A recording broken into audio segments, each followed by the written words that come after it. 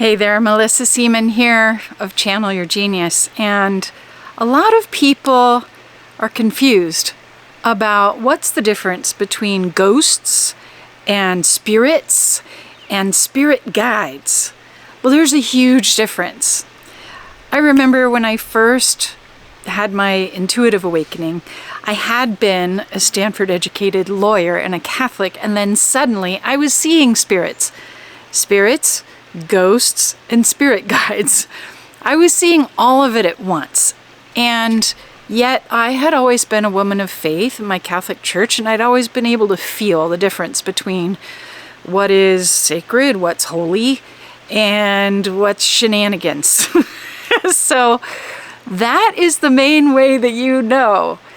When you can feel an energy coming to you that is pure love, and maybe it comes with the voice of your grandma who's departed. And you can feel it's not creepy. It's not making you scared. It's not making you question yourself. You know that you're being visited by an ancestor, by a guide.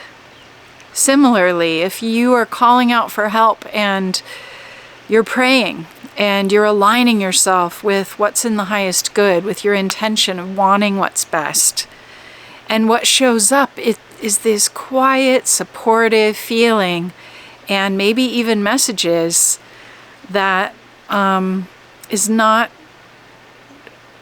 demanding, it's not threatening, it's just loving and gentle and guiding you.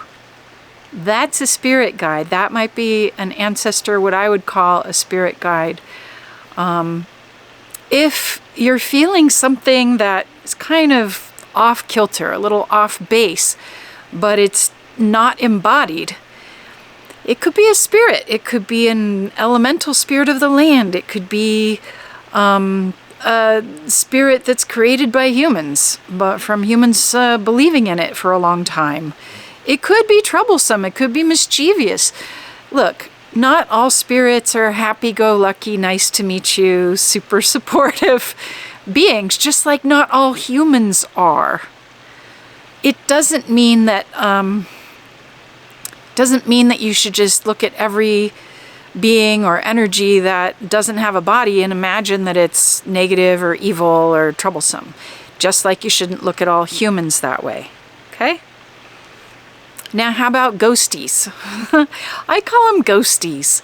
That is, spirits that were in the death process and didn't really fully cross over, and then they float around here, haunting people and places. And you know it's a ghosty because they feel kind of confused. They're very floaty.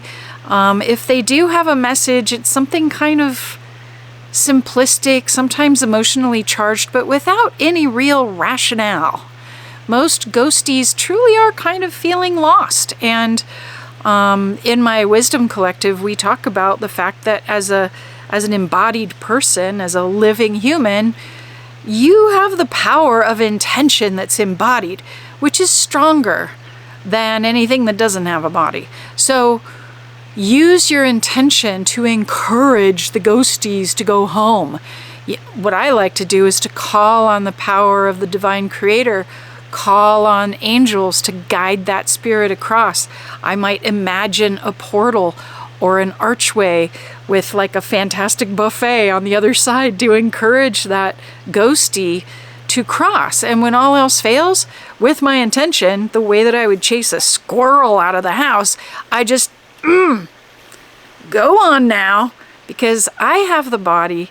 This is my space, and I can kick out a ghosty or something like that, because my intention, being an embodied person, kind of trumps theirs. So I hope this helps you understand the difference between just all spirits and ghosties, who are kind of lost souls who didn't quite cross over when they had the chance after they died right away, how to maybe you can cross them. And then the difference between that and spirit guides, which is a metaphor. It's just a term that we can use to personalize these energies that are divine. They're part of the big God And yeah, your dearly departed grandma, who is nothing but love for you, falls in that category. She's not just some lost spirit ghosty. You can lean into the support of your spirit guides, and you'll know that you can, because their energy is loving, only loving, wisdom, gentle, and here to help. Enjoy this spirit of the season.